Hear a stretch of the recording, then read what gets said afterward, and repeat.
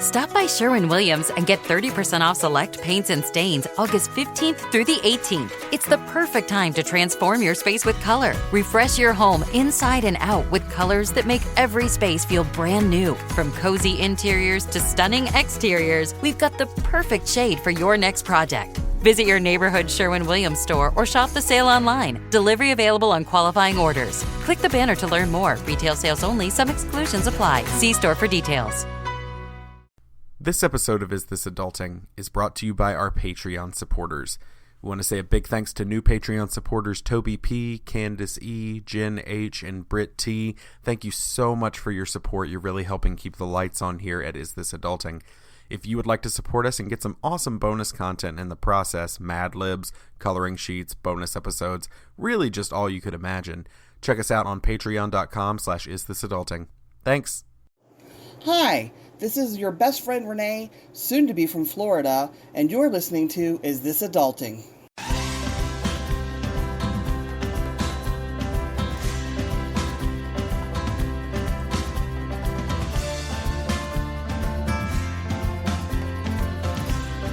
Hey everybody, and welcome to Is This Adulting, the mental health comedy podcast you never knew you needed. I'm your best friend, and I've got mail. I'm Stephen Pappas. Was that a Tom Hanks reference? No, I think it was an AOL reference. Ooh, here's the mail. It never fails. It makes me want to wag my tail. When it comes, I want to wail. Mail. I like how we somehow took three separate references from the same You Got Mail thing. All right, well, okay. I guess I'm just going to be Chris today. I'm best friend number 2. Can I be best friend number 3? Please. Yes. All right. You can. You go. You introduce me like I'm royalty. Okay, I will. I need like a horn, like that I can like blow upon, and a jester, and yeah, all that. Chris, do me a like stately not courtroom, as though you were entering the king's court. Give me like a stately like blow that horn for me. Well, I can't. Can I do like a hear ye instead? That's good for me. Yeah. Okay. Hear ye, all of you peasants, shut up in the back. Listen to the person talking now. Good BRB. I'll be back. Sorry, That's his first day. Chris the town crier. All right, well, just like every week, we couldn't do it alone. We've got another best friend with us this week. So they are a ghost enthusiast. They made the actual Infinity Gauntlet, and they're the other half of the podcast, and that's why we drink. Please welcome Em Schulz to the show. Hey, Em. Hello. That is the best introduction I've ever gotten, so thank you. Yes. Are you sure about that? I've never had a town crier, but one day when I'm big and famous, I'll hire one. So They used to call me the town crier, but I was just really emotional. Oh, that's a fun time, though. That was a good one. Yeah. It is. In the South, if there's a man and he's emotional, usually you get that kind of ridicule. So, well, actually, did you know there was a job back before alarm clocks called a knocker-up, whose whole job was to be able to go, like, you could reserve, like, I need you to come knock on my window at 5 a.m. And they would wake up early and walk around town with a giant stick and knock on people's second floor windows. But also, how did they know what time it was? I guess they had to watch it. But how did they wake up? How, like, what alarm did they have is my question. Rooster. Like, a knocker-up needs its own knocker-up, I think. Knocker up is the filthiest sounding thing I've ever. They were a knocker up. Let's just say they never went to sleep. Good one, sir. Sorry. I didn't choose the name. Anyway, glad that wasn't part of my title, although I definitely added it onto my own introduction. Whoops. It's okay. I maybe stretched the truth and told everyone that you physically yourself made the Infinity Gauntlet. So. Well, I was involved in that. I got to the Time Stone, the green one on it. That was, we have a purchasing department, and we actually, their whole job is to just go buy everything that we need.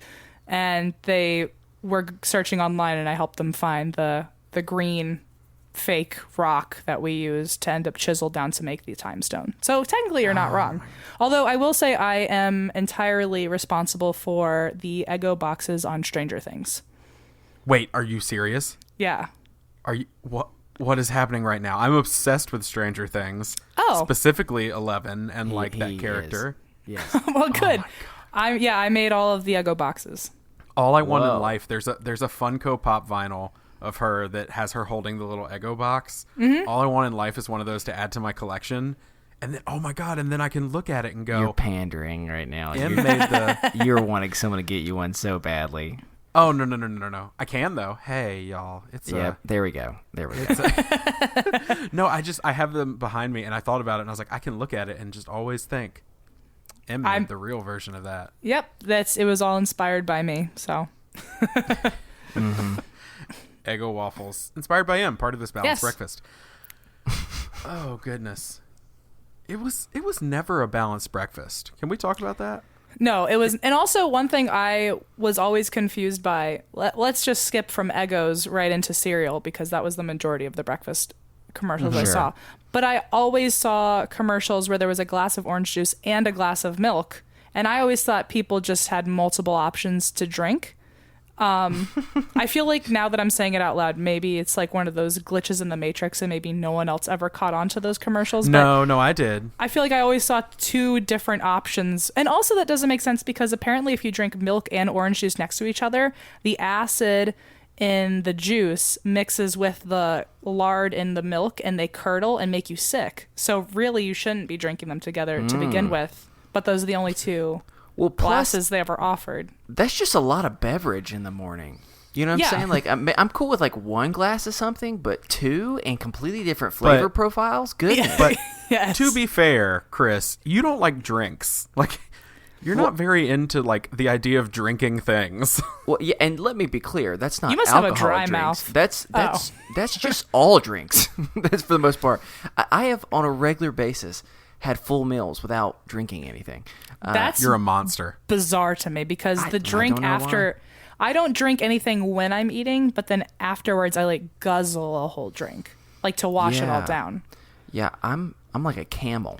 I just in every possible Wild. lump of my body, I just got water going in there. Yep, that was weird. Sorry. That's no, I didn't even think it was weird for a second. Good. For like what about like pizza? Like here's the thing. I can usually get away without drinking something if I don't have to, but when it comes to something really greasy, I need to drink something to like wash away the filth that I And just to me, caused. it can't be quick water. Quick game. Let's name things, and I'll tell you if I can eat it without anything to drink. Pizza. Of Greasy course. pizza. All the time. Cake. Well, don't that's- eat cake. Yeah, that's Yeah. unfair because I don't eat cake. What about So, like brownies? You eat brownies and don't drink milk with it? all the time? That is All a right. sin. Can you eat the Chris Grimmett special, which is macaroni and cheese and peas and mashed potatoes all mixed into just one big slop? No, that's not completely accurate. That, Um, no, I like mashed potatoes and peas as a mixture, and And I like corn. macaroni and cheese with peas as a mixture, but not all three together. oh no, I've seen you put all sorts of things together. I mean, Anyway, sure, I hi. have, but doesn't mean. I Yeah, of course, that's very have creamy. never I can had that do that without combination. beverage. I will say I grew up with mac and cheese and broccoli, so I guess the pea thing isn't too gross. Em, I'm gonna make a bold assumption. You didn't grow up in the South, did you? No, I did. I grew up in Virginia. Wow, then you had a much healthier family than I did. Well, I grew up. Well, here's the thing. I Broccoli grew up, was punishment for us. Well, I grew up in Virginia, but I was raised by New Yorkers. So Yep. I was there we go. raised. I was surrounded culturally by Southern things, but within my home, it was very Northern. Yep. Yeah, So yeah. So you're I'm from a- the South, Yes. and we're gonna let you plug yourself in like 2 seconds because we have gotten off Well, because I can just talk forever. But hey, yeah. so you're from the South. We've I talked am. about this with another one of our guests. Do you know what cookout is? Yeah, I fucking know what cookout is. It's the Oh best my place on God. earth. You're a beautiful human, and I love you. We just did we just had a live show in Nashville in CrimeCon. I took full advantage of being back near cookouts, and I had my very typical because I went to cookout. It was right across the street from me when I went to college. I went to school right on the North Carolina Virginia border, Nice. and Cool. you basically there was a cookout right across from us, and for people who don't know, you get a tray of Yes. several things. They're called one entree and two sides, but it's really three entrees. Where like for sides you Yes. can have like a chicken burrito or nuggets or it. So I would always get a bacon cheeseburger with one side of hush puppies and one side of chicken nuggets, and I would get either the chocolate cobbler shake, which is just a chocolate milkshake with vanilla wafers in it, or I would get a Cheerwine Coke float. But they don't have Cheerwine anymore out here in LA, so that's a delicacy now. Cheerwine is a very popular soda in the South, specifically North and South Carolina. I'm one of the few people that do not like it. We also don't like drinking anything, so that is fair. I do think it tastes like cough syrup, but you're a monster. But cherry cough syrup. So I'm not saying cherry cough syrup is bad. I just don't want a bunch of carbonated versions of it. Yeah, Cookout's the only place, and I will wrap it with this. It's the only place that I used to have a meal that I would get almost every time that my friends called like the chicken death. And it's because I would get a strip tray with a side of chicken nuggets and a side of Cajun chicken wrap.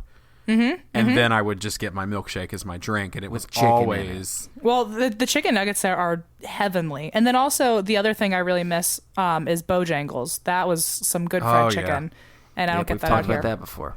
Yep. We're going to have to... We'll ship you some.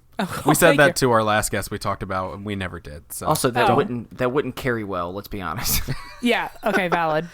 You never know, but we're going to get into everything I know. in just a second. It would be good. Christopher, don't interrupt me when I'm talking. I'm sorry. Grown-ups are talking. Okay. I learned to be quiet, Chris. I stopped talking. I definitely did not. I can't take him anywhere. Anyway, we're going to get into everything in just a second, but hey, do you want to tell everybody where they can find you on the interwebs and or your home address? I can tell you I'm from Fredericksburg, Virginia, although I'm never there anymore. So if you're trying to find me, don't go there. Good luck. Let me see. Where can you find me? On the interweb, I am found on all listening avenues for And That's Why We Drink podcast. You can also find me on Facebook and Twitter and Instagram at either ATWWD podcast or my personal, which is the Em Schulz. And we have our website, and that's why we drink.com. We have a store. We got tour dates out there and all that good stuff. Pro.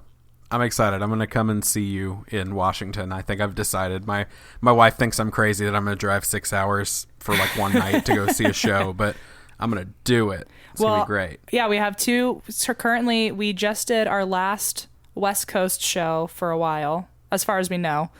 Last night, actually, we had our last show in LA. And then we have two in DC. And then we've got a couple more coming out that I don't think I'm allowed to talk about yet. Oh, we've got two in August in Nashville again. Cool. So those four have tickets that are out right now, which you can find on our website. Just give me a non-verbal signal. Are any of these places Charlotte, North Carolina? No, they're not. I'm sorry. All right, cool. Well, I'll make it to DC then. All right, well, we're going to jump into housekeeping real quick. Let's go. And we're going to move on to the mental health check-in. So we have like 60,000 thank yous to say this week, but I'm just going to sum it up by saying thank you to all the new people. So I want to say thank you first off to Christine from last week for the lovely kind words that the two of you had to say on your show about us. And I got all like verklempt. Oh, you got butterflies? Yeah, I was like, oh my gosh, that's me. That's me. That's those new friends. I got so pumped. So thank you for that. And I want to say thanks to all the new patrons and all the new people in the Best Friends group that have come over, specifically from And That's Why We Drink, who've popped over and said, hey, we found you through And That's Why We Drink, and now we're on board. And that's been awesome. So thank you to them. We're very glad to have you. And with all that being said, we're going to start this week off just like we do every week with a mental health check-in. So, hey, Christopher, how you doing this week? I've been better. Oh, hold on. Sorry. You've been better than last week, or you've been better? Yeah, I realized that kind of was misleading. I've actually been better. Awesome. Yeah. It's amazing how much just slightly saying something different can be very different meanings. Right. I've been okay. I've still had my ups and downs of kind of moments of just severe stress and not, but something I mentioned last week was I went back to the doctor. I have more recently been having extra stress because of just some work stuff and some other things going on. And because of all that, I realized I just needed to probably up my medicine because I was trying to do other things to help, and it just still didn't seem to be working that effectively. And so I have, I guess, wait, how does it go again? Meds adjustment, or however we do it. Meds adjustment. Yeah, you do it better than I do. But since I've been doing that, now part of it is because they've given me a couple things to be able to help when I'm like more of like an immediate type of help. But I've been really grateful for it. I mean, it's not solving it by any means, but it's definitely reduced it to some degree, which has been really, really nice. And I've just been really grateful lately. I've been finding myself around some people that, it's just really nice to talk to people who are very calming and who are easy to connect with, and you don't have to feel like you're overly trying. And I've just been really grateful for some of those relationships in my life lately, for just being able to do that, because I think that's been a lot of things that's been able to help. So surprisingly, I can say I'm always nervous to say this, because whenever I say I've had a pretty good week, the next week is just complete shit. So I almost want to like knock on wood right now, but I'm at least encouraged. It seems the medicine has helped me a little bit. So yeah, Em, how about you? How have you been? I've been better.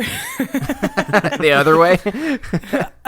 Well, so this, and I mean, in a very, it's like there's silver linings all over, where this weekend specifically, I had to do a lot of traveling in quite a time crunch, and I had to leave work. I have my day job, and so I've had to take a lot of days off there just because of the podcast, and I'm traveling a lot, which is great. So I don't want to come off like I'm ungrateful, but it's takes a mental toll on, either jet lag, or I'm missing out on like hanging out with my girlfriend, or catching up on some other, just household things I need to do.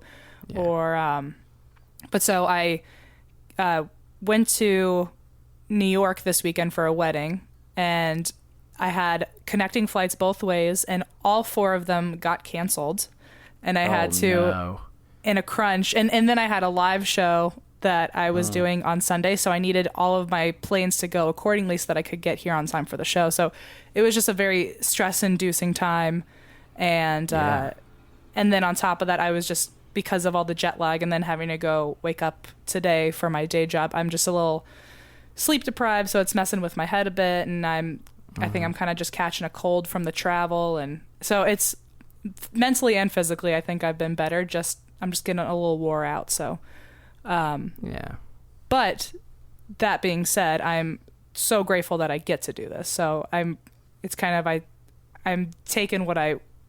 the cards I'm dealt with. So I'm happy to do it. It's just after the fact, it's like, wow, I really wish I could just take another vacation from my vacation. Well, we hope that you get some rest, because that sounds exhausting. I can't believe all of your flights were canceled. That's insane. What are the odds that 4 planes all decided to just stop their one job? Gosh. So, but no, I plan on crashing tonight pretty hard, so I'm actually very excited about today. I woke up knowing I was going to have a really good sleep. So. That is actually really nice. Sometimes that's the most encouraging thing you can have. When you know that you've not been getting sleep, you can at least look forward to the future. That's really good. Yeah, or it's like on Friday night, sometimes you're not really excited that it's going to be Friday night. It's like, oh, it's just the end of the week, and I can just escape for 5 minutes. So. Yep. Yeah. Well, Steven, how have you been, man? Hey, I've been better. No, I'm not gonna. Who knows what? I would have to be some weird third option for it. I'm fine. A lot better than last week. For those of you that listened to last week, it got a little dark. Had a really rough week last week, and went to my psychiatrist. There was discussion of possible meds adjustments. But luckily, not luckily, but I'm trying to deal with this without making another adjustment, because I just hate adjusting. And so I'm going to attempt to go to my therapist more often and see if that works. And then if not, we'll have to talk med shifts. So I'm going to my therapist tomorrow, and I'm excited to get back in there. That's my first time in therapy in 2 months.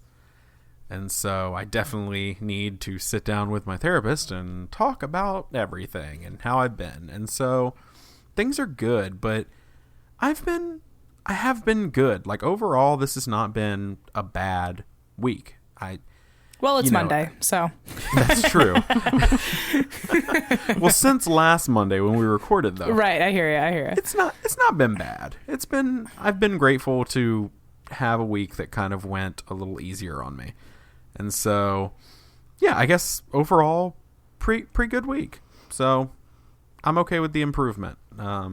It was much needed after last week. And I'm glad that it's been a better week, because I know we talked some, when we're recording yesterday, which is an especially difficult day for you. And so yeah. I'm glad to know that that in the midst of it being Father's Day, that you were able to still consider this a week. Not necessarily a win, but like a positive, a net positive, so to speak. Mm-hmm. Right. I just, to be honest, I just kind of didn't deal with it much for the second year in a row. This year, I acknowledged it more so than I did last year. But it's still, with it only being the second Father's Day, I'm still not ready to just be like, oh yeah, it was great, it's fine, everything is just another day. Like, yeah. Well, I also I wouldn't think it's, that's absolutely valid though. I don't think anyone would expect anyone to be fine only 2 years later, Yeah. Right. And who knows if ever. If ever. Yeah. That's the thing, is I don't think the hurt never goes away. You just learn to live with it, I guess. Yeah. And so, yeah, but I would call it a win. So that is good, and I've been encouraged by that. So, as always, if you have a mental health check-in you'd like to share, an idea of how we can encourage you throughout the week, we will remind you we're not professionals, but you can send us an email at isthisadultingpod@gmail.com, or more importantly, you can join the Best Friends group on Facebook. It is a support group and just a discussion group for the show. It's a lot of fun in there. There's a lot of fun gifts, but there's also, people who really need to talk, who they have listening ears now, and there's always somebody awake in there. So it's an awesome spot. Definitely check it out. I'm gonna step in and say that I think it's awesome that you guys have built a little community, and just like everyone's there for each other. And it's wild what some of these shows do, where people just come together and make their own friend groups, and it's great to see what you guys are doing. So thank you. It is wild. I always, whenever people thank me for it, I always tell them I didn't build the place. I didn't build that community. Right. I just gave them a place to come, and then we did that, and we facilitated, and they made it what it is. And it is amazing in there. I know people have made best friends in there. Literally, we call it the best friends, but people have made best friends in there, and it's really, really cool to see. So yeah, community is a good thing. All right. The end. The end. That is the end all be all statement on community. This is gonna be it. Welcome back from Snotmageddon. Yeah. I'm leaving that in. Sure. So, yes, Snotmageddon has happened, and with that, we're going to move into our first topic. So this week, our first topic comes from Em. Yes. And I'm super excited about this one. So when you texted me and you were like, hey, these are kind of the things I've been thinking about, I was like, okay, that one. Like, as soon as I saw it, I was like, that's the one. Yeah. I was a little intimidated at first, because you were like, oh, you get to pick the topic, and I was like, oh, shit. Because then I was like, I will admittedly say, before I met you, I hadn't listened to the show, but once I met you at CrimeCon, I started listening. But when you first said, oh, you get to pick a topic, I was like, oh boy, I've only listened to a few, and I don't know if I'm allowed to go I don't know how much of a wild card I'm allowed to be. And so at first I was trying to think of things that involve adulting. And I think this actually does kind of tie into it. Oh, it definitely does, yes.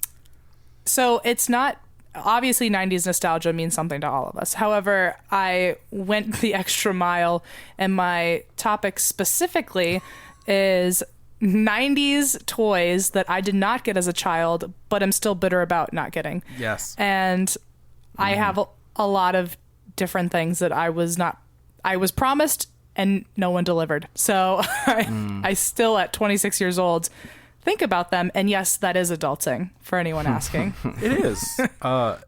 And honestly, I've talked briefly about a certain toy that I wanted for my whole childhood. What was it, that Tommy? I never tracked down. And it was a Micro Machines made this. So I'm a big Star Wars fan. Uh-huh. And Micro Machines made essentially like the marketed toward boys, because boys and girls can't play with the same toys. Right, so, why would they? Yeah, exactly. I mean, boys can't play with dolls, duh. So they made these like marketed toward boys Polly Pockets, essentially. Oh my. That were made by Micro Machines, and they had an R2-D2 that opened up, and when you opened it up, it was Jabba the Hutt's palace. And I wanted it so bad. I was at a Toy Liquidators, if you remember that store, anybody. Uh-huh. And I was there. They had two. They had a Boba Fett that turned into Cloud City, and they had a R2-D2 that turned into Jabba's palace with a working trap door and a Rancor. And I remember thinking, I'm going to get this Boba Fett because Boba Fett's badass. And for the rest of my life, I regretted not getting the R2-D2. And if you look behind me on the camera, listeners cannot, but there is an R2-D2 sitting up there because we had a listener that was so awesome and tracked it down on eBay and sent it to me. And so, like, that's the one that for years plagued me. I have others, but that's the one that I'll share a success story, I guess. And that's the one that got. Mm-hmm. So I'm gonna throw it to you first, Em, since it's your topic. What really just grinds your gears that you didn't get? I brought a list. So I have a list too. Mine's on paper because I'm old. Yeah. Well, let's just say that to this day, I still want more than anything an original light bright. Do you remember what? Yes. Where they put the plug? I still to this day have a thing about neon and glow sticks, and I think it all started with all my friends had light brights. I didn't have a light bright. One. Well, that's I'm good sorry, for I had you. one too. I get it. You were more loved. That's fine. So, Sure. But so the thing about light brights, the thing that they didn't think about was that after you used up all the paper, you can never redo a picture. Right. Mm-hmm. So you really got a light bright just to enjoy it 10 times. And then you had to go buy a whole new light bright. And so that was always my mom's argument of why would I get you something that I'm just gonna have to buy it in another 10 weeks. And I was like, okay, valid. But it's not really valid because I'm 26 and still pissed. So Also, I like that you were a kid that was like, valid point, mother. I was like, well I hear done. you, but Touché. I'm gonna think on this for 15 more years. You could buy refills for it. They sold Disney packs, and you could buy a 10-pack of that for $3, and then you had 10 more pictures. Okay, 10-year-old me is pissed at you that I'm finding this out now. But Yeah, I'm so say, sorry, but yeah. but we didn't do you know. want to know something? What? I'm so sorry. I literally, from time to time, as an adult, as a grown adult, will walk around singing the Light Bright theme. Yeah! And I'm really excited that someone else remembers Light Bright, because I'll just walk around going, Light bright, wish I may, wish I might, I can make it with Light Bright. Oh, yeah, that's what it was. I didn't know what the theme was. The child in me has butterflies because I'm so excited, but I'm also it's bone chilling because I'm still so mad that I can hear the song and I know I'll never get the present. So I want it You so never bad. know. That makes me sad that you never had a light bright. Yeah. Well, get ready. You're about to be even more sad because Oh, no. next up is the Nickelodeon Time Blaster alarm clock. Oh, yes. Oh, Do I you- never got it either. Oh, When I'm bored and in a really sad mood, sometimes specifically in my depression, I know this is the most bougie thing to say, but one of the only things that really gets me out of my depression is to go online shopping. So, but I specifically have to go on online shopping for things that I would not buy to make my, they cannot be practical purchases. I have to buy something that either involves Captain America or 90s nostalgia. Mm-hmm. And every single time I have a depressive phase and decide that I'm going to online shop, which is probably every 20 minutes, I always look up the Time Blaster alarm clock. It's a bookmarked on my computer. I'm ready to buy it at all times, but I'm so afraid that if I buy it, it's not going to be as magical as I thought it was. By now, if I bought one, it's been sitting around, so the lights might be dimmed or I don't really need an alarm clock. Like I have a million. Also, I have a girlfriend, and like we're gonna be moving in together soon, and I can't imagine she wants that on our bedside table. So like a lot of factors fall into it. Of course she does. Well, she better is really the key there. You deserve it. Let's move on to the Super Soaker 3000 because that's one that I still think about often, because I got the Super Soaker 500, which I know nobody else cares about the difference, but the main difference was that I think it was the Super Soaker 3000 had like 3 different water chambers. Yeah. And I was not allowed because my mom thought that was too violent. And I was like, okay, so I have like a little dinky one, and in the neighborhood I can't, like, I'm gonna lose if there's someone else with a water gun. Like, why even fight them? I'm gonna get super soaked. So wow, I forgot about this one. Yeah, it's like there's so many chambers. Oh my gosh, I forgot about that one. Now I gotta figure out which one I did. Now, I'm gonna, as you're talking, I'm gonna figure out which one I had.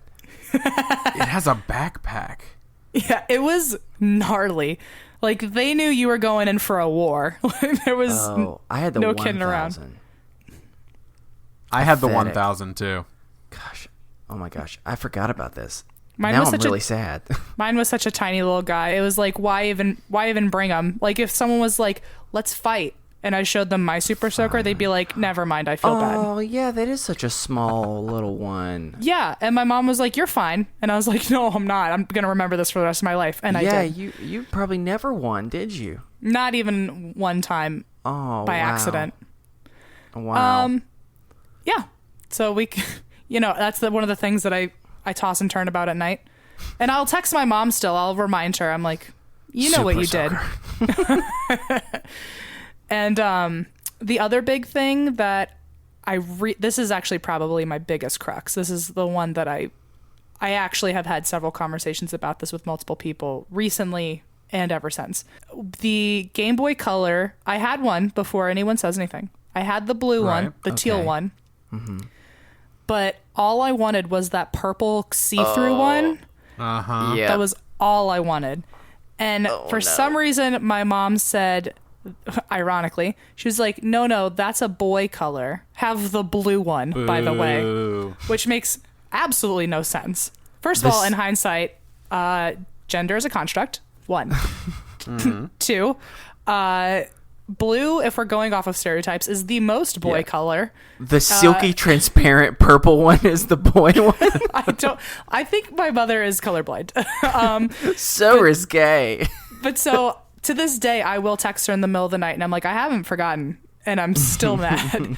So yeah, that's probably the biggest one. And I've actually had conversations with Christine about it on our show, and she had that one. So that's one of the reasons I can't talk to her sometimes. Sometimes when I'm like, when I just get angry, there'll be times where I like just want to pick a fight, like in my car or like after work. I'm one of those people who like makes up fake arguments in my car. And I've made up an argument before about Christine having the purple Game Boy and me not having it. And I've just really gone back and forth with myself. And I'm like, I can't believe you. And I didn't even know her then. But I, like to poke fun for no reason, I guess, because I'm a psychopath. So, Em, I need your forgiveness. Why? You had it. Did you have it? I did. Oh, I'm gonna pick a fight about that in my car tomorrow after work. I'm sorry. My parents wanted cool my parents wanted their son to have the girliest Game Boy Color they could find. Our mothers should have talked before. Really, they should have. I had a like original 1980s like the gray brick. Yeah, huh? Yep. Mm-hmm. At least mine was in like a weird red and green colored screen. Yeah, mine was just straight up that weird yellow with black lines on its screen. It was bad. And to this day, there was the Game Boy Color game for Tarzan. It was I still haven't won, and I still have my Game Boy Color, and sometimes I still try to play that game, and I still can't win. And I'm a 26-year-old person. I don't know how other people succeeded in like 1999, but I still can't figure it out. They did. I could never beat the Lion King Super Nintendo game. I couldn't do it. Just couldn't do it. I had a Sega Dreamcast back in the 90s, And there was my dad has a Sega Dreamcast. And so there was a Star Wars game. It was called The Phantom Jedi or something like that. But it was a Sega Dreamcast video game. And I could never get past level 2. And recently I found a Sega Dreamcast in like a thrift store. And I bought it. And then I went on Amazon and found that old Star Wars game, and I was like, I'm gonna kick its ass now. I'm 10 years older. Like, that game has no chance on me, and I still can't win. And it's the exact same spot. It's like I have a block. Like, I'm back. I revert back to like a 10-year-old, and I can't figure it out. Oh, that's so sad. I'm just being sad for you because I know how bad I am at video games. Yeah, you're really bad at video games. I thought you were just get gonna stuck. I thought you were going to rub it in my face again, like, oh yeah, I had the purple Game Boy, and I won that specific game on a Sega Dreamcast. No, I can guarantee you I did not. I was very bad. There was a few others I wanted to mention just in passing that I'll just read off the list. Okay. Nickelodeon GAC, never had that. Always wanted it. Yeah, me too. Sky Dancers. Do you remember what Sky Dancers were? Yeah, you would always like the things you like pulled the ripcord. Yeah. And they would fly up in the air and always take somebody's fucking eye out. Yeah, my friends had Yeah. those. My parents wouldn't let me have that for obvious reasons. I really wanted hit clips where like it was Me where, too. like, I mean, it was one I had 'em. earbud and you could play 30 seconds of one song. It was like the original iPod. I had Oops, I Did It Again and Quit Playing Games with My Heart. Those were the only two I had. You My guys are sister really got it later on in life when it was because they made other versions of it where it was slightly longer versions of the song, and by Like- longer, like 60 seconds of one yeah, song. yeah, something like that. And I was significantly older than my sister, so I'm sitting there listening to songs for pretty much 5-year-olds just because I'm just like trying the best of being like I just wanted hit clips so bad. Well, they made the boombox. They made them look so cool on commercials. Like people I were know. dancing, but you didn't know they were dancing for 30 seconds. Yeah, That's true. The other thing was an original Bop It. Oh, yeah. I You never had. had an original Bop It. Listen, I get that you were just fed silver spoons and like had every game I always wanted, but I did not have an original Bop It. I'm realizing. I didn't either. I'm realizing how. You were so lucky. If my parents are listening, I'm actually very grateful.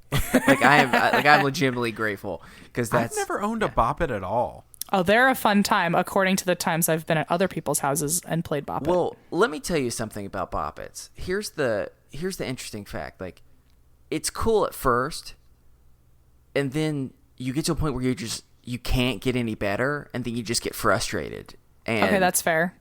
So that's kind of where I got. And then I would play with my parents, but my parents would like destroy me. And I mean, don't get me wrong, they're adults and we're far more coordinated than I was, but simultaneously it's just I don't want to play this game. They're going like 20 times longer than me. And so I just like would let them keep playing. I would just go and I'd go listen to my 4-year-old sister's hit clips.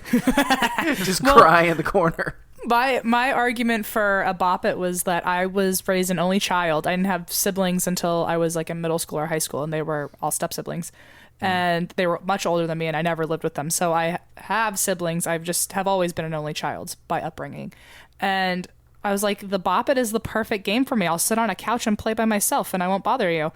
And that still wasn't a good enough answer. Like, I mean, a Bop It, a Light Bright, GAC. I mean, like, and an alarm clock. I'm asking for like the most only child presents, and I couldn't get any of them. I didn't have any of those either, and I was an only child. I think I did have a Light Bright. And a Game Boy Color. Did you have? Oh no, you I had did the brick not. one. No, You I had had the just the old school grayscale. one. The other two things that I always, actually 3 things, excuse me. The 3 things that I've always really wanted, I could never have because I was just physically taller and bigger than other children. So, moon shoes, like those trampoline shoes. That's on my Yep. list. It's to this day sad that I'd ever had them. On the same vein, the shoes that light up, I could never fit into either of them because I was too big of yeah. a child. And not Barbie brand, but the only way I can say it where I know you'll understand is a Barbie Jeep. Like the Yeah. like the Jeep that you can like drive around on a battery. Yep. That just a version of one of those I wanted so bad, but I was too big. I couldn't fit. So that wasn't my parents' fault. It was more genetics. So actually it was my parents' fault. But but I was always so bitter that like my friends would have those Jeeps or they could jump around on moon shoes, and I just couldn't do it purely because I had like feet the size of boats. So anyway, that's my list of games that I still deserve.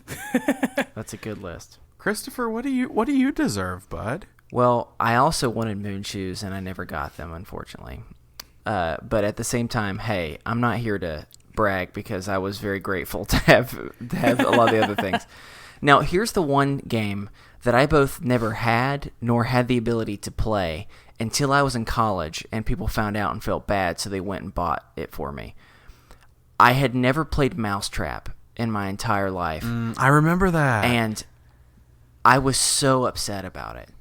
I would watch, for anyone who doesn't know, it's pretty much this elaborate game where you're just trying, the first one, to trap a mouse. I mean, when you think about it, it sounds like pretty much like hibiscus, or what's Nabisco? What am I trying to, that's a food brand. Hibiscus? What am I trying to say? What is it? Milton Bradley. There we go. There you go. Like, they pretty much just said, hey, let's find a game that families played like in the Great Depression, and let's just make it slightly different. And that's, let's catch a mouse. Yeah. And that's pretty much what it was. And I wanted it so bad. I remember the commercial so well. And I would just sit there and just paw at the screen and just say, I'm going to get you, mouse. Well, the thing is, like, for me, as an only child, I never got any of the toys that I could have actually played with by myself. But my mom would always get me like the 2 to 4 player games, and I was like, "What the hell am I supposed to do with this?" And one of them was Mousetrap. But here's the thing: because I was an only child, I could never play with it. It was just always on my shelf. Here's what you do, Em. And we should have been BFFs back then. As a fellow only child, Yeah, I would set up board games and play all I would parts. just play with them by myself. Yeah, I would do that too. I would do that, but I would set up different, just like, I mean, on my show, and that's why we drink, I eat milkshakes. That's the thing that I drink. Sure. And what perfect foreshadowing is that I would assign myself different ice cream flavors per, like, let's say we were playing Trouble or Sorry, and there was like 4, or Candyland, there's like 4 different players, essentially. I would pick 4 different ice cream flavors, and whichever one won, that would be the ice cream flavor I got to eat as my reward. So I'd be like, oh, Team Chocolate, Team Strawberry. And then if Team Chocolate won, it's like, oh, I have to have chocolate ice cream. Poor me. Like, there's something wrong with me. But also at the end, I got to eat ice cream every time. So I don't know why I was even complaining. I will say this. For what your parents lacked in getting you a variety of those toys you wanted, apparently you killed in the ice cream game, because you're having multiple flavors. That sounds amazing. Well, I was also raised by a single woman who was dating, so we always had ice cream just in case, like, she had a lone night and I had a lone night. That we could both bond over ice cream together. So gotcha. Okay. Who can't? Yeah. Okay. So let's see here. Mousetrap was another one. Moon shoes. Yep. I always wanted to bounce, and I was also too tall and too big to do it, and it just never worked out. Do you by chance remember Floam? Yeah, I remember Floam. That was the best. Yeah, so Floam was similar to GAC, which is similar to is it Slime is the more popular thing that happened last year? Well, Floam was like one of the original ones. But Slime and GAC were closer. Floam was like this kind of partial Play-Doh, partial slime, partial it had insulation. Like foam. Yeah, it was a strange consistency. It felt like it was like kind of like spongy, but I don't know how to describe it. It was very much like foam that I assume floated in water. I don't know. Yeah, I don't know. So it was this very interesting material, but I always wanted it so bad, and I never even got a chance to hold it. So I don't even know what it felt like at the end. I just knew what it looked like, and I just dreamed of what it might feel like one day. That's a sad thing to think about. I want to touch that squishy stuff. But also, I think if you ever there. touched it, you wouldn't even be disappointed because it feels exactly like you think it does. Really? So if you've thought about it hard enough, you have felt it, if you know what I'm saying. Sure. That's Yeah. If I had a nickel for every time I heard that. That's a pretty deep thought, actually. And finally, this is probably the other one that was a close second to Mousetrap, and it was another game that I desperately wanted, and the commercials made it look so amazing, and that was Crossfire, where Crossfire. I mean, yeah, that's exactly what it was, and from what I could tell, it was just pinball, but one-on-one pinball but you crash into each other. Is that kind of right? It was like a hockey foosball pinball combination, but like a little small version of it. Uh-huh. And I wanted it so bad, and I think I got to play it once, and I was just so excited. And then my family was like, "All right, Chris, first time to go," and then I was just forever sad. That was like, there was this one game that I was obsessed with, and to this day I don't know where it went, and if I ever find it on eBay I'm going to buy it, but it was laser tennis, and it was the same size. What? Laser tennis, where like basically the rackets had like, I can't even explain, it's 2018 and I can't explain this technology. It was Lasers? like the size of the Crossfire board, like it was like a board game size, but you would mount this like laser, basically a laser pointer Interesting. over it, and the instead of there being a tennis ball, it was a laser that would move across the court in like different directions, and the rackets were mirrors, so the laser could sense when you like essentially hit the laser, and it would play back to the other player, and you would play tennis basically with mirrors and a laser pointer. But it looked like a tennis court. I was blown away. I don't know where it went, but it was my favorite game, and as a single only child, I played both sides. I just like put it sideways in front of me and would go left hand versus right hand. Laser tennis. I'm going to look that up myself. So, Yeah. Steven, why don't you go ahead and start sharing while I try and figure out what laser tennis was. Oh, I just shared an image of laser tennis in the group chat with everyone. So Oh my gosh. This is incredible. It was I need before you its to time. know, though. I need you to know you can purchase it on Amazon right now. There's one. Stop it. It's $50. Money well spent is what I call that. So It is Prime eligible. I could get it tomorrow. Oh man, I just might have Collectible. to. Very good. Anyway, I don't like Doris this guy on Henry the box, is the though. seller.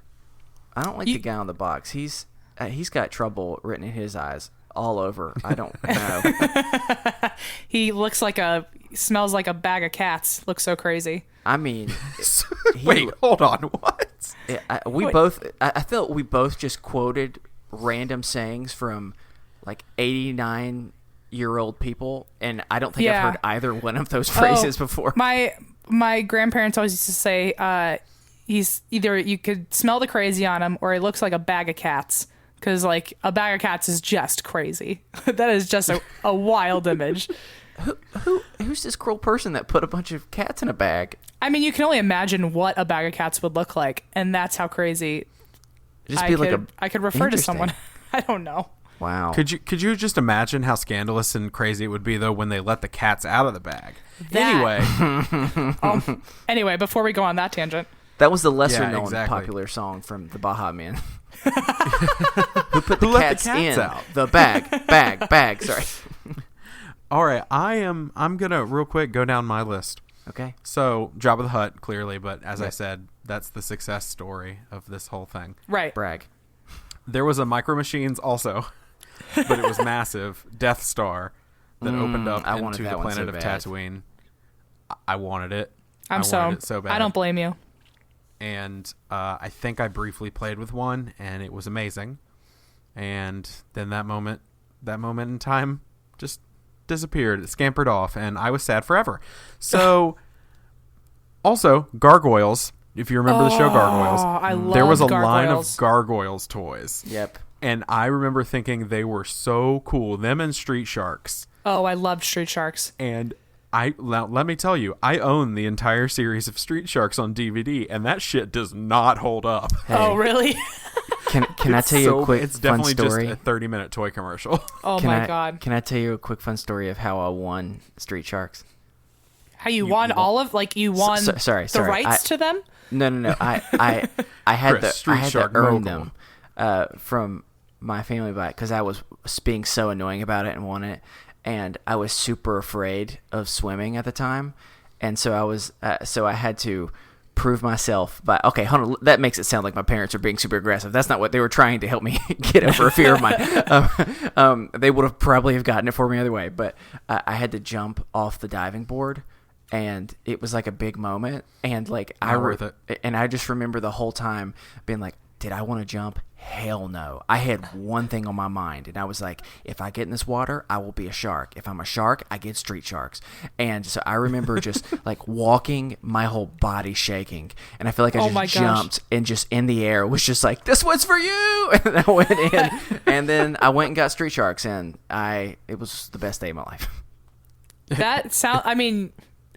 Well done. It sounds like a good day. Yeah. It was. It does. So here's the two biggest ones. One is I had a Nintendo 64, right? So video game systems I had growing up. I had my old school Game Boy. I had a Super Nintendo, which is still the greatest video game console of all time. And I had a Nintendo 64. But around the 64 era, there was another system. I know and what it all is. my friends had it. I know what it is. And I wanted it so hard. Yep. And that was the Sony PlayStation. Oh, that's not what I thought it was. I wanted a PlayStation so bad because PlayStation's like, I was still a kid, but Sony PlayStations, that was the adult gaming console. Like, I mean, is this adulting? I think so. That's what you were saying. I think it is. Yeah, I need to be adulting. I wanted the need that. Dreamcast. The Sega the Dreamcast. Dreamcast. That was a whirlwind. That was a fun time. Underrated. Yep. But I wanted that good gray Sony game box, and I did not ever get it. I always wanted it, and I remember my friend had one, and I would go over to his house, and I would always play Crash Bandicoot. And the original Crash Bandicoot, not that one, it was Crash Bandicoot 3, or Crash Warped, as it's called. I finally got to play the full game when they re-released it for PlayStation 4 last year. Can you say that name one more time? Crash Bandicoot Warped. The way you're saying it's so southern. Warped? No, Bandicoot. Bandicoot got warped all over the world. I There's loved a Great Crash Wall of China level. Bandicoot. Sorry. Crash Bandicoot. We could have gone for Bandicoot talk forever. Yeah. Welcome to Bandicoot Talk. I'm your host, Steven. This is my buddy Chris Crash. And Em's Taking over a there. bath. All right, I'm going to be done with Bandicoot talk. Yep. But yeah, I wanted it, and then I remember we were on vacation in Disney World, and it was like the one like big vacation we went on when I was a kid, and I didn't want to go to Disney World because I was in a hotel room, and on the TV they had the capability you could like purchase time and play a set number of video games. Oh, I remember that. In the hotel room on the TV. I remember. And one of the games was Crash Bandicoot 3 Warped. And I wanted to play it so badly. And I played it for like an hour, and it was the happiest hour of my life. And then I had to like put it down and leave. And I never got that Sony PlayStation. I'm still bitter about it. Your family's like, don't play that video game. Go to Disney and like it.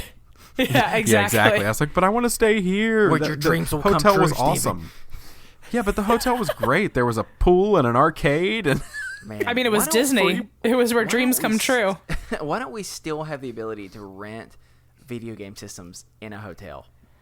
I don't know, right? because that was, it seemed like such a novel idea. I don't know why that phased out. I guess because now you can have that apps back. on your phone, but there's something about watching it on a big screen when you're playing. I just think.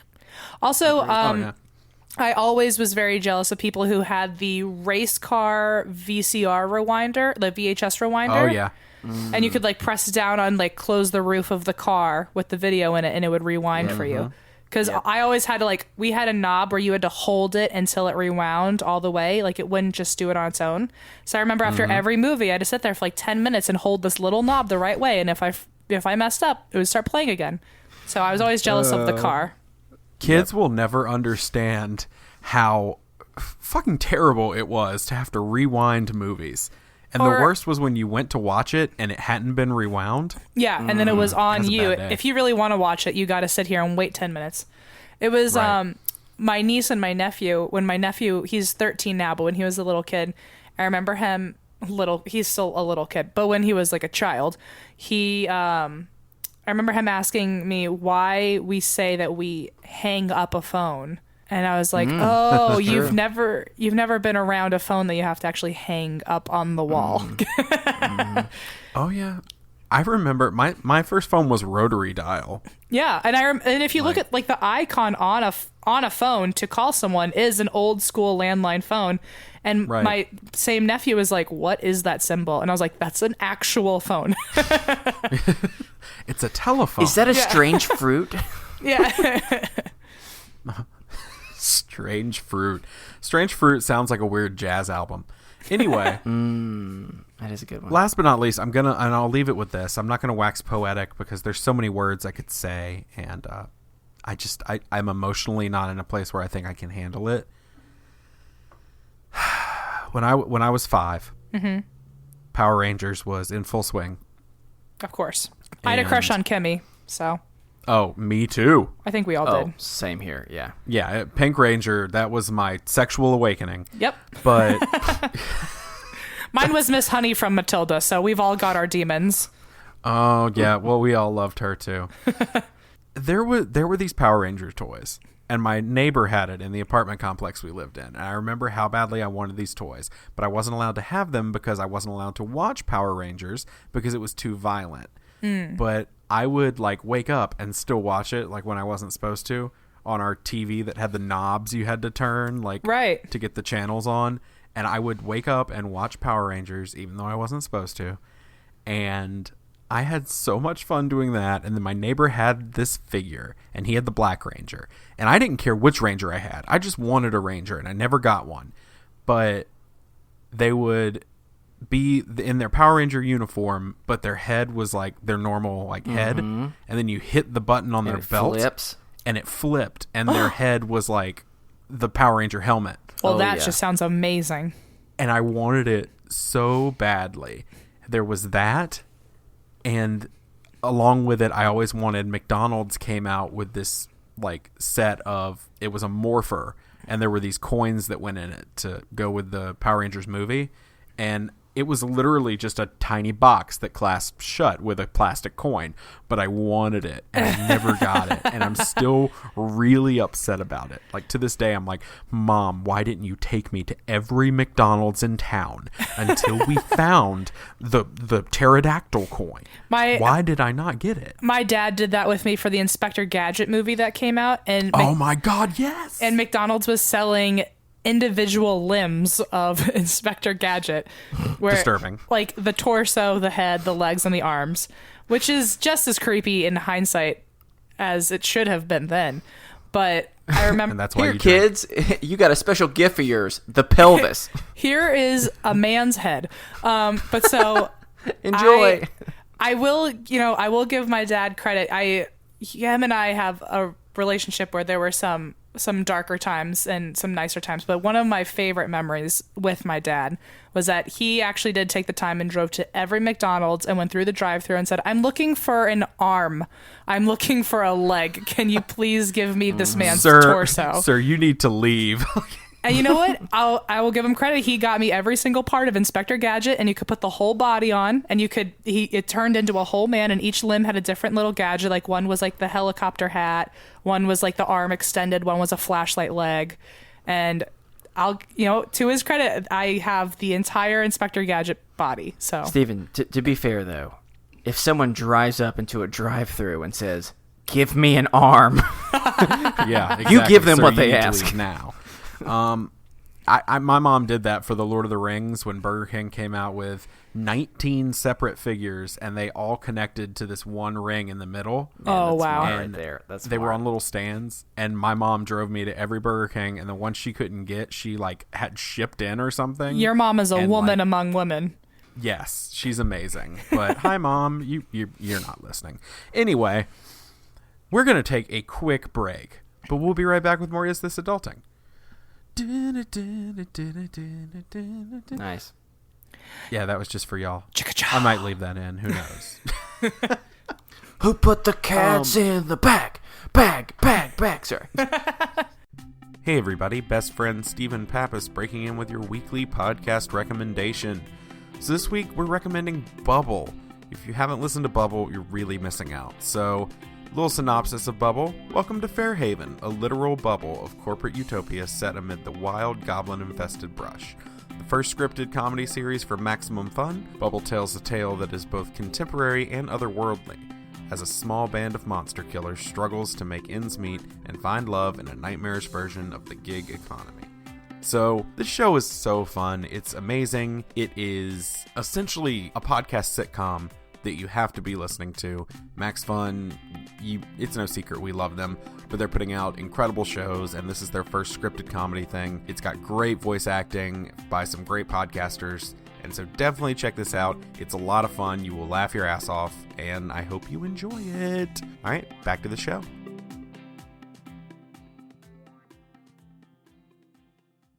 I sometimes I just go shirtless. What can I say? And we're back.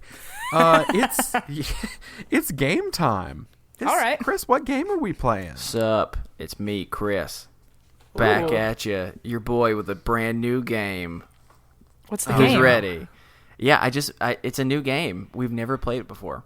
Oh boy, I don't know what it is. I call it Wish List. Let me explain why. Light Bright, Game Boy. I mean, it's appropriate with all the things we're talking about today. But so Wish is a very popular online website where sells a whole lot of stuff for very cheap.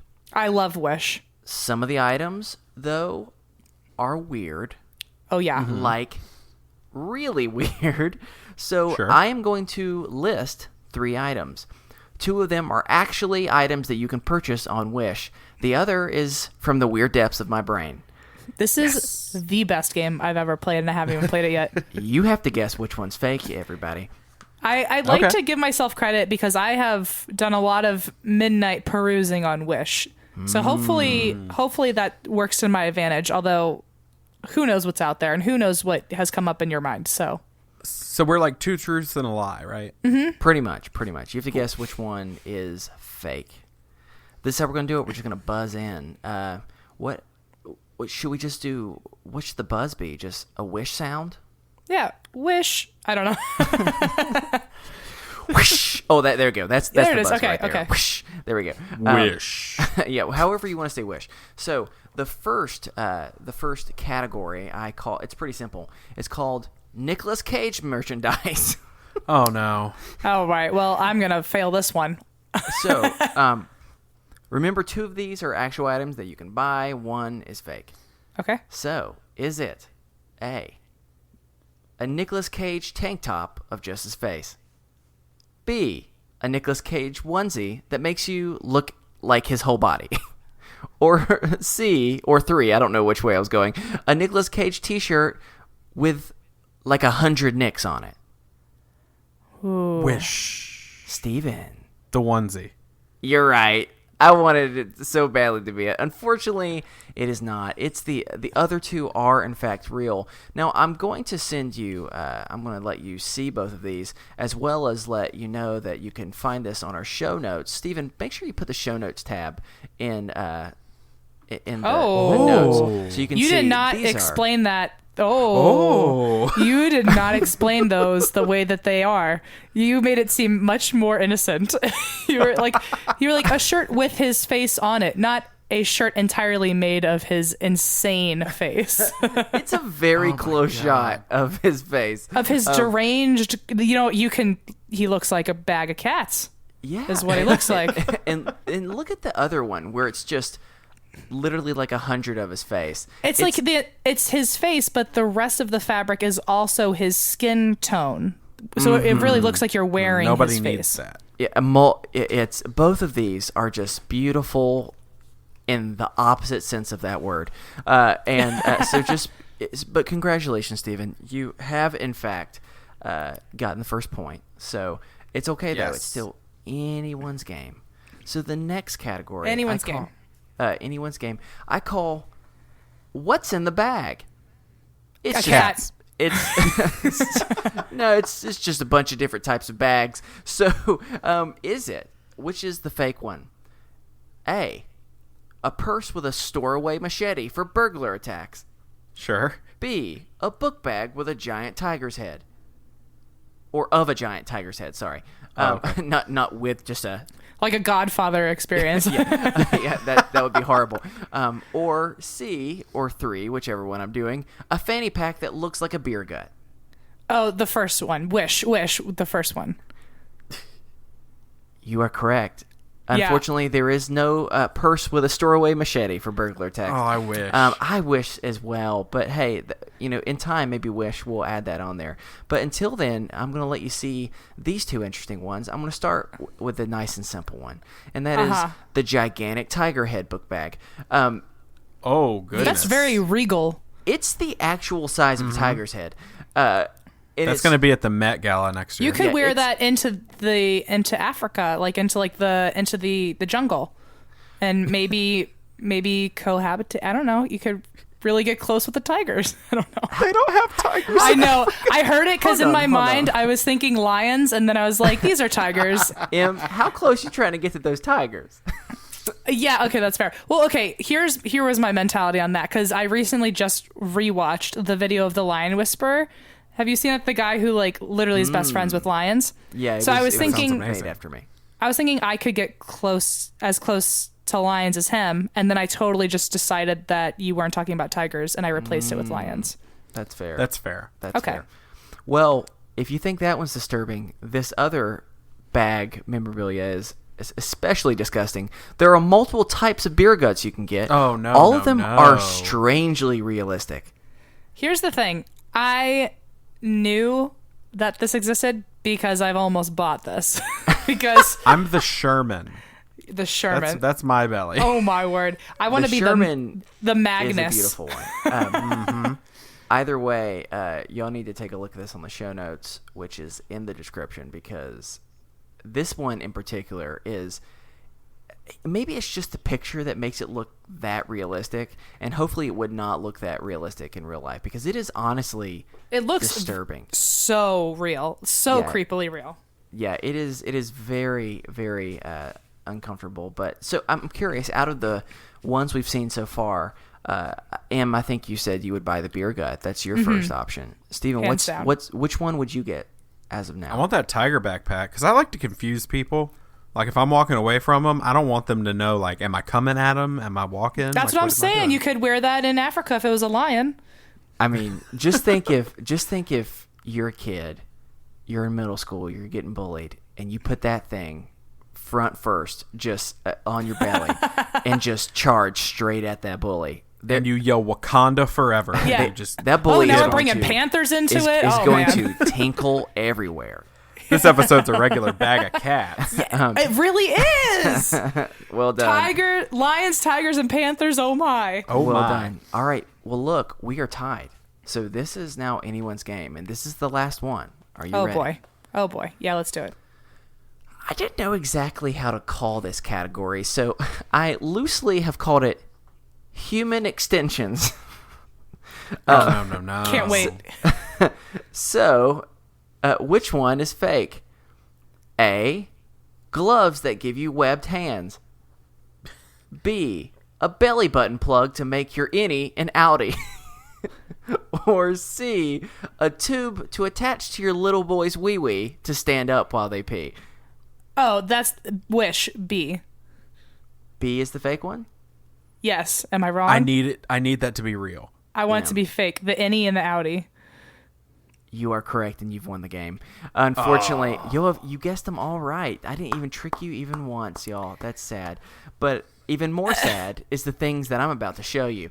So we're going to start nice and simple, and that's, yes, there are, in fact, gloves that you can make yourself have webbed hands, which... Is it for swimming? Okay. Yeah, so... I can get behind that.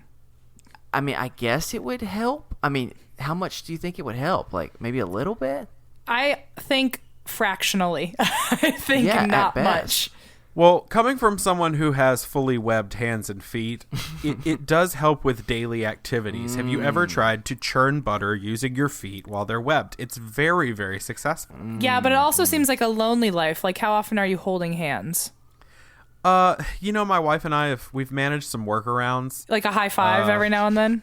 Yeah, when you get married, it's kind of like, okay, when babies are born, a lot of times they're circumcised. When you get married and you have webbed hands, they actually circumcise your hands? Holes. No, they cut finger holes in my webs so that my wife and I can hold hands. Oh, so I it's see. Really cute. Actually, it's cute and disturbing. Actually, I mean, also I have a true crime podcast, so that does not psych me out. But I see where you're coming from, and it's a creative problem solving. And I am curious about where the wedding ring would go, but that's neither here nor there. It's everywhere. It's it's wherever it's you around need it my to be. wrist. Is that what The Shape of Water was about? Yeah. That's the last scene of The Shape of Water. It's just the cutting. painful scene of just like the procedure of cutting holes into. Oh, that's horrible. All right, well, if you think that's bad, get ready because it's about to get a whole lot worse. I don't want to see it. And this is a gigantic tube that you can attach to your little boy's wee-wee to be able to stand up and pee. And teach him potty training is what we'll call it. Yep, get ready. Oh, dear God. It has Oh. a face. It is. Oh, no. It looks okay. For the people who cannot see, this is a crocodile literally biting a little boy's crotch. No, this is inappropriate. Nothing that has a face on it should ever be near your dick. Especially with its mouth completely open and encompassing the dick. Yes. And it looks as though it closes, and they do open and close, which is terrifying. I'm more concerned by the fact that you're teaching your child strange habits because then they're just going to assume they can only pee in tubes. That's true. Or into the mouths of animals. Oh, no. Oh, That's that makes the things real very issue. interesting. Well, That's a whole different game. I understand, like, if you're, like, I don't know when you would ever be in this kind of an emergency, but if you're, like, in crazy traffic and need to, like, pee in a bottle, maybe train them when they're young so they don't miss. But that's the only time I could ever imagine that being needed in the training. Or if you live in Louisiana and you're being attacked by an alligator. Or maybe you're camping, but also you just go outside. I don't know. This is a gigantic tube. You know where that would be good though? Coachella. When you don't want to walk to the bathroom. I mean, that's a far walk. But so you're just peeing in a very centralized part of the grass? Like if you, I guess, yeah, you could go outside at Coachella too. I was thinking more like if you're in a tent, like you could like go to your tent if it's nearby and instead of having to walk. Yeah, well, you got the tube. I don't know. Here's the thing. I have a lot of friends that have gone to a lot of music festivals, and I've heard some horror stories about the bathrooms. And I imagine, example, I won't give any names, but someone that goes to regular music festivals, who is one of my oldest friends, so I feel like I have inherited the right to say this very embarrassing story about them. Christine Schieffer. No, not Christine, not Christine. She got violently ill and needed to go number 2. However, the bathrooms were way too far away and ended up having to go in the tent. In the tent. So my thought is like, in a better case scenario, if you have to go pee, and you really got to go and you're in a public area, but you're kind of closed off, this is like the time to do. I don't know. Let me clarify something scenario. for you both. No, let me clarify something for you both that I just realized, and I didn't know until you started describing it, Em. So this is not, this is like a container. I thought it was a legitimate tube that had a hole at the bottom that just funneled the pee into a very specific area. It looks like it captures the pee. I assumed it was like a water bottle kind of thing going on. No, that's the correct assumption. I just, for some reason, thought it was like, if you've ever seen those like Pee-wee baseball games where it has the yellow like plastic tube around the outfield, like I thought it was just one of those that you just. Did you think it was just like a peripheral that you just pee through? Like just teaching them how to aim. My thought was like just to keep your child standing up. It was just like a prop that just you peed straight and it went straight to the ground. So. It's okay. Teamwork really put this whole picture together for everyone. Yep. Yeah, everyone listening at home, dreaming about that pee tube. Well, congratulations, Em. Thank you. Won this first game of Wishlist. You deserved it, definitely. That was a good match, though. Well, thank you. You mastered the P-tube. I mean, someone's gotta, so. Mm-hmm. Well, I will once I'm older. Am I right? Oh, God. We all will in that world. On that note, just long pause. Okay. Yeah, that was just a pregnant pause. We're gonna move on to our last topic, which is our topic. All right. And we gonna talk about bucket lists. Love it. We've been talking about a bunch of lists today. We It's the list episode. We really did do this in quite a specific way. Yeah. What can we say? It's the toy list, the wish list, and the bucket list. And this is that good death list that we all have. Do you think that kid could use the tube to pee into the bucket list? No. Sorry. That was a dumb joke. Oh, God. Well, he could pee into a lot of things. I mean, all he has to do is aim. You know? He's learned. Yeah. All thanks to that. Inspirational. Anyway, so bucket lists are something that we all have, I guess. I never really thought about mine until I actually had to like sit down. There's always things that I know I've wanted to do, and I'm like, I want to make sure I do this. And it was weird for me actually sitting down and going like, oh, I want to do this, I want to do this. And I have 3 things on mine. Okay. And 2 of them are podcast centric actually. But I realized when I was doing it, I was like, I mean, there's other things out there, but these are the 3 things that came to mind. Okay. So I'm going to go ahead and hit you with my first one. Let's go.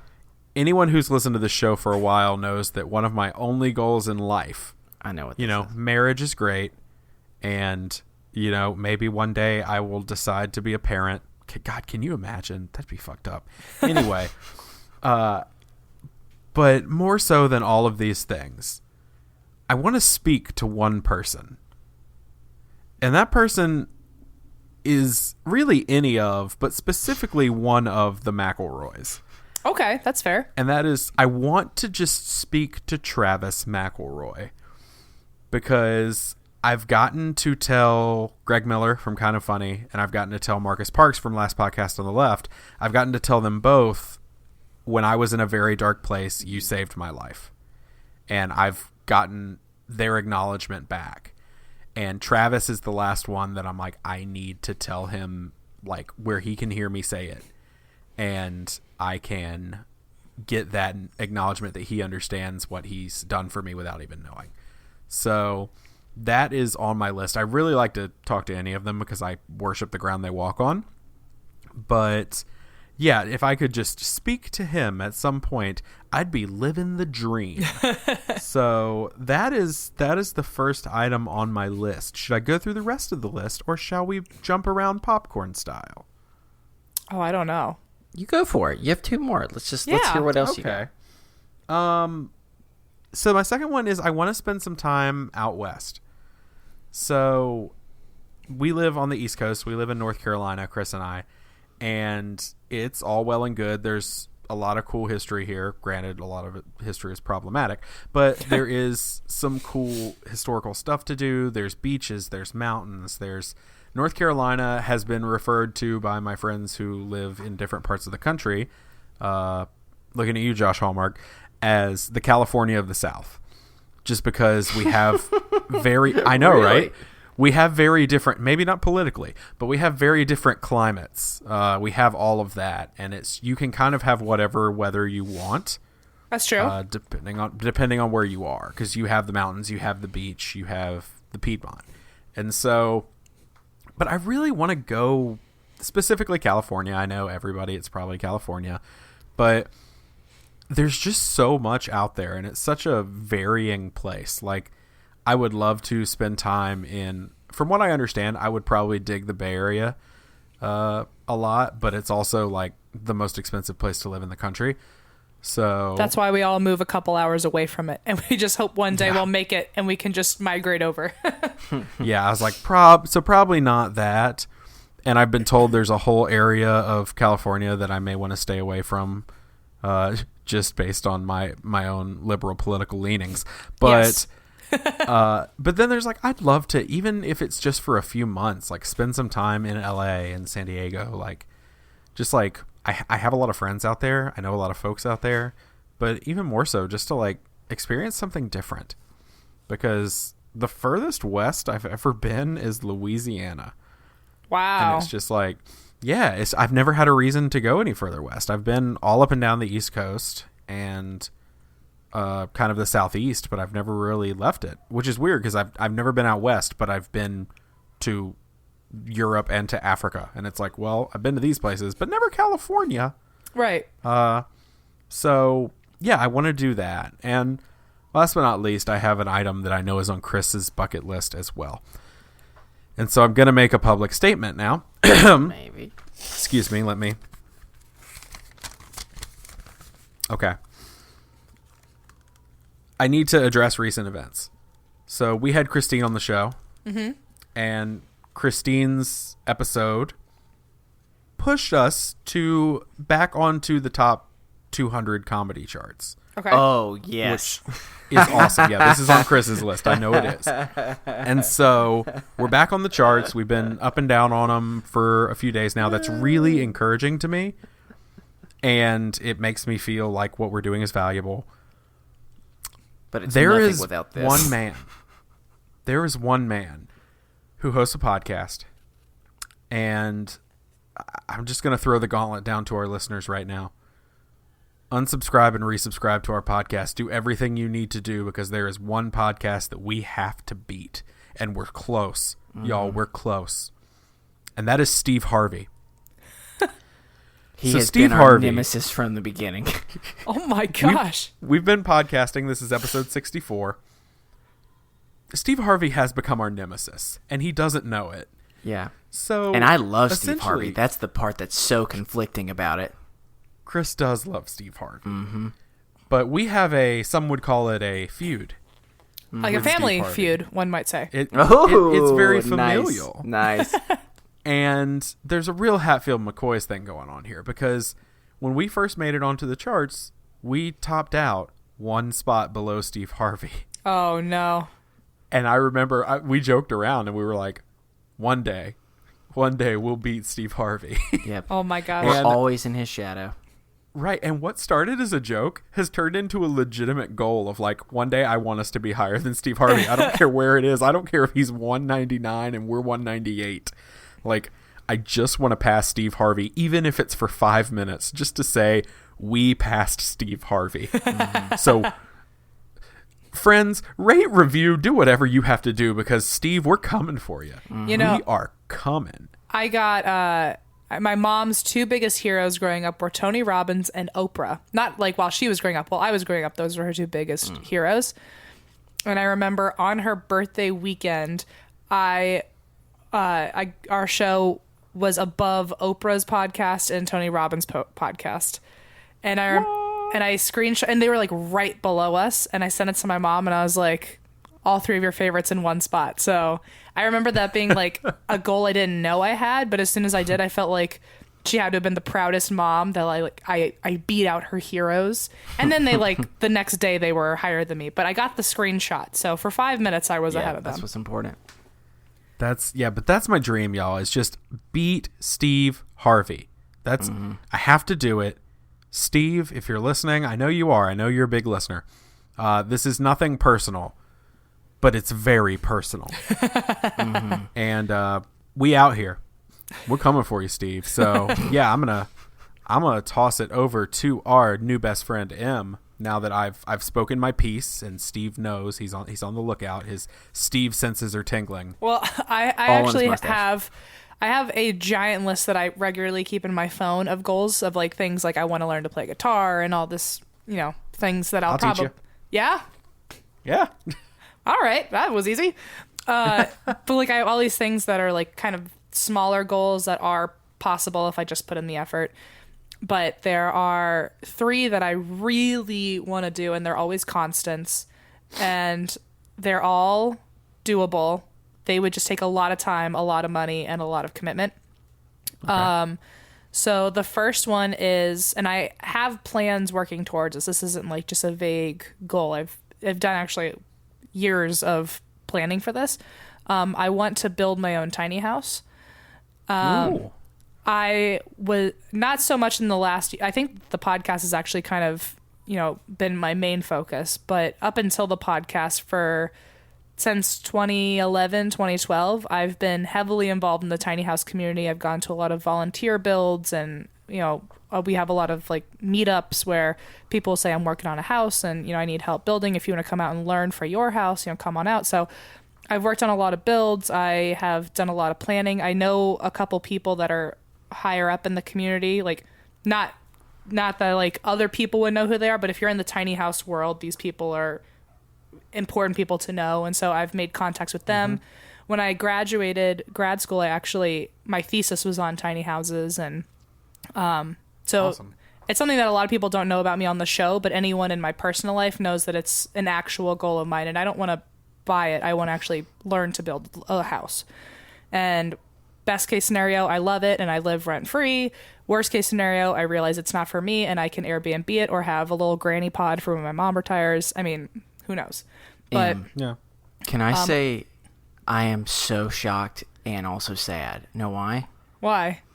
Because before I gave the idea for bucket list, I thought to myself, I really want to talk about tiny houses because me and Kate had just watched a documentary and I was like, that's a random thing to ask someone to do, though. And so that's why I'm really sad. That's amazing. This is like, I know this sounds like I'm like boosting my own ego here, but I can say with confidence that I know so much about tiny houses all the way down to like zoning laws and shit like that. So like we could have really gotten into that. It's probably for the best we didn't, knowing how we like to tangent. Okay, so that's one.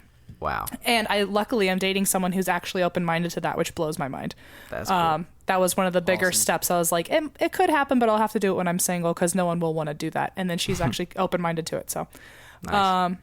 Another thing is I want to take a year, and this probably won't be with the tiny house based on the logistics of traveling a tiny house. Like realistically, I couldn't do this because the tire wear, it would be too expensive. So I would like to buy a camper or an RV or something that's a mobile home, but more mobile than home. And I want to take an entire year and spend 2 weeks in every state and live in every state for 2 weeks.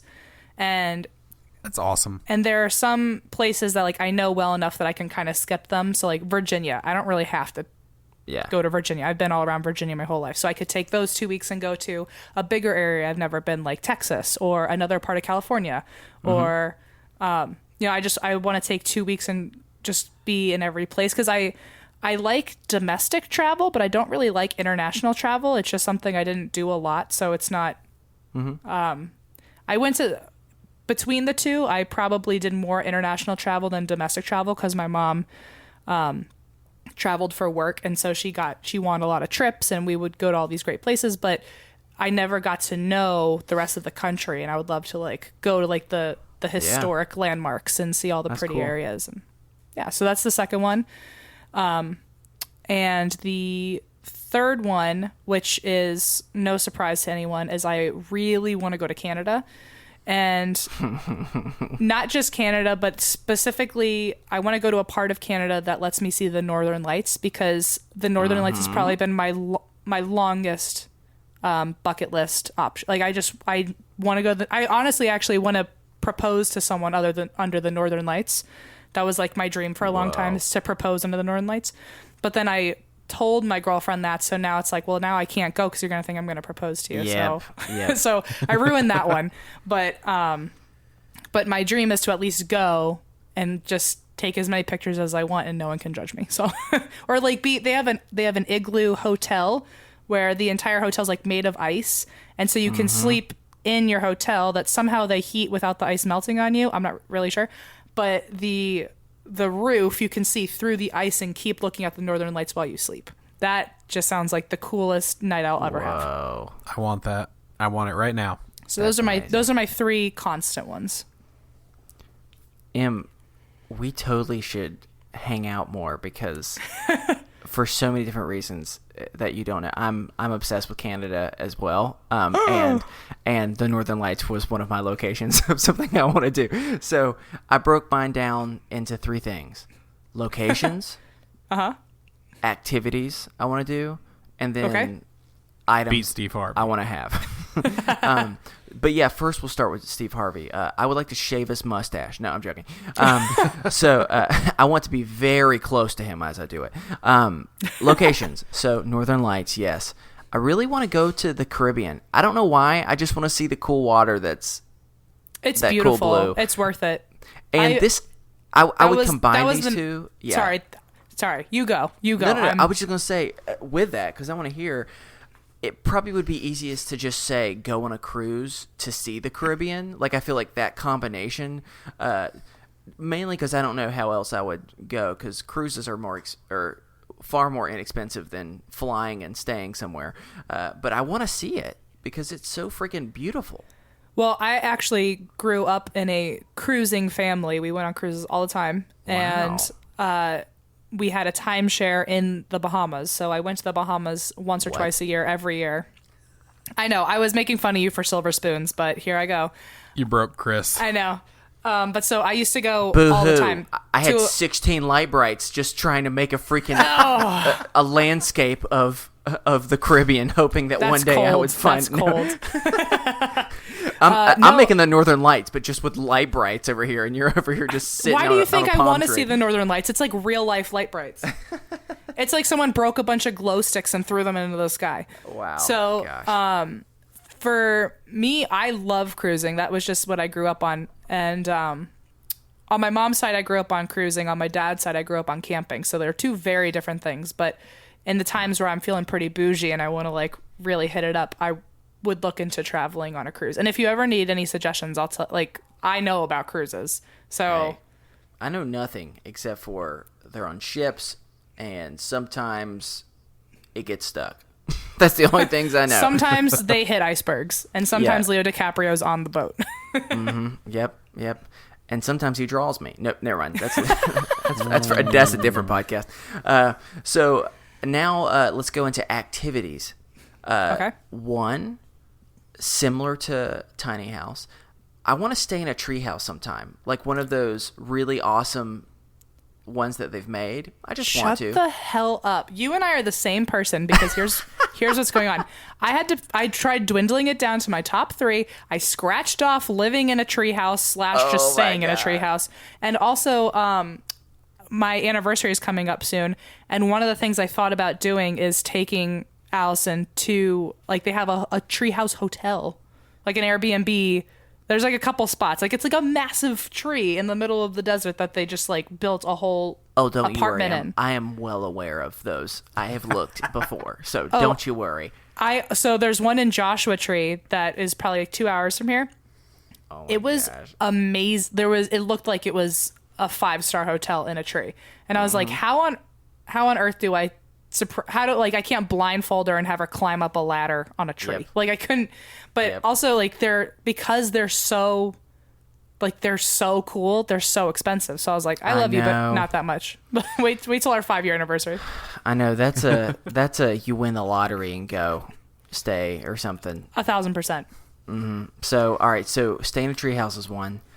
I also I've shared this multiple times before on the podcast, but I'm passionate about hot tubs.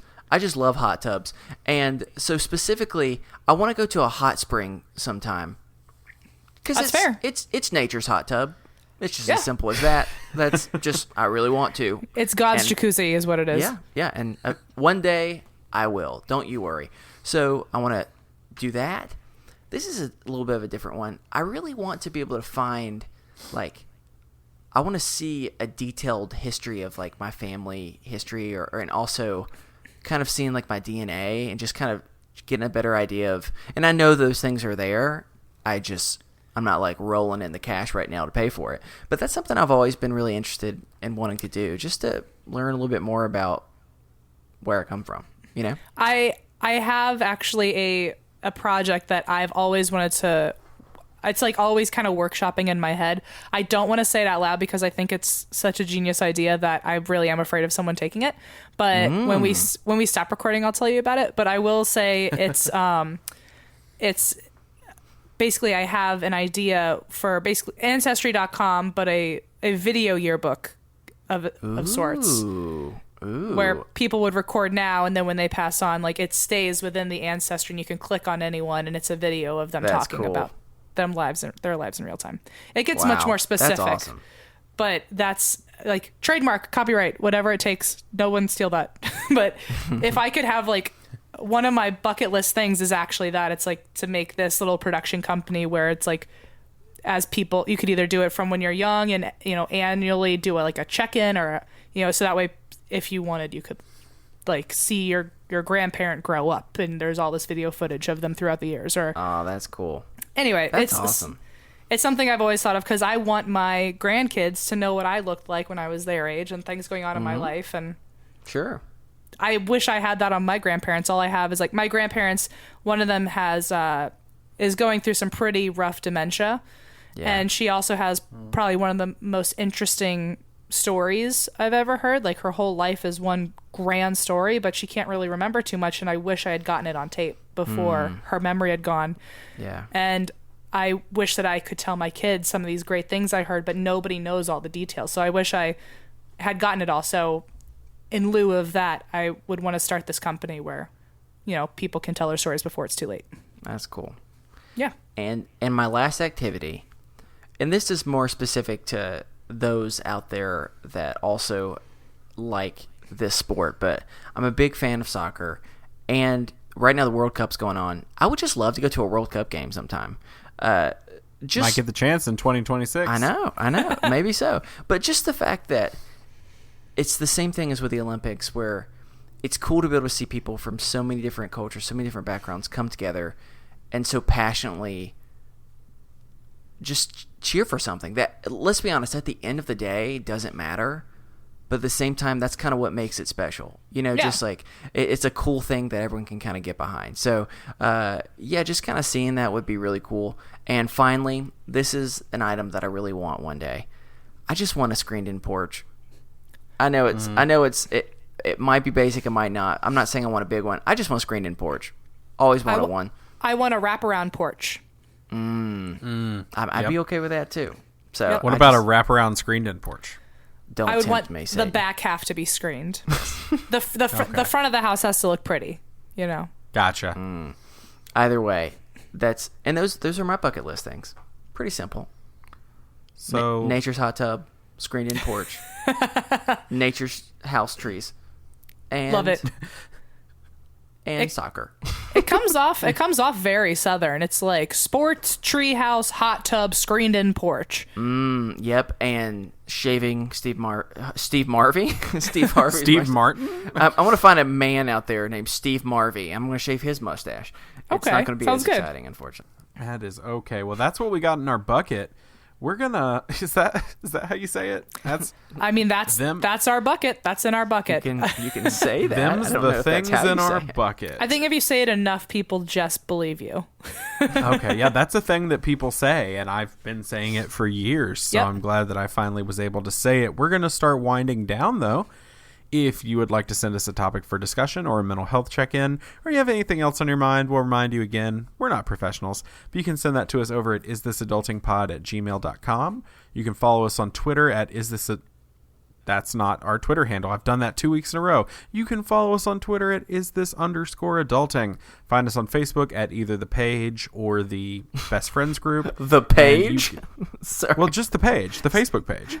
Go on to the Facebook and find the page. You're a monster. And hey, you can also help out our show and help Chris continue being a monster to me by subscribing, rating, reviewing on iTunes. That really helps out shows, and that will help us on our never-ending mission, our God-given quest. We have been to ordained. Take down Steve Harvey. What Not take him down. I mean, he seems all right. But we can't, we can't take anybody down. Not this show. Anyway. Hey, Steve, we would like survey says you're going down. And that, my friends, is a good answer. Sorry, how many more family Good Feud answer, references good answer. can I go with? Oh, God. Well, we'd like to thank the collection for the use of our theme music, The Borrowers, off their album Ars Moriendi. Em, thank you so much for coming on the show. Thank you for having me and asking me a whole lot of weird questions and letting me give you a whole lot of weird answers. I love it. I love it so much. We didn't even get into the spooky talk. We'll have to do that sometime. Yeah, for sure. I got lots of spooky talk, and I want Chris to be there for it because he's terrified of everything. Maybe. Okay, yeah, well, for sure, then I'll come back on. Yes. All right, do you want to remind everybody where they can find you? Yes, you can find us at And That's Why We Drink. You can find our podcast just about anywhere where your ears want to listen. You can find us on Facebook, Instagram, Twitter. ATWWD podcast is the right word that I was looking for. You can also find us on our website, and that's why we drink.com. We have a merch site, and that's why we drink.bigcartel.com. And we also have a Patreon if you want to donate to that. It's ATWWD podcast. So hope you listen if you don't already. Yes, for all of you that are here just for the M, I would say, hey, hang out with us for a while. We're all right. Anyway, I don't know. It's late here. I'm being a goof. That's going to do it for us here on Is This Adulting this week. I've been your best friend, Steven. I've been your best friend, Chris. And I've been your best friend, Em. And remember, kids, be happy, stay healthy, and go hug someone. Because they may have a light bright that they're willing to give you. Yay! I just forgot the first part of that sentence, but I think you can buy new light brights, but who wants that shit? I know. Boo! Boo. All right, have a good week. Bye.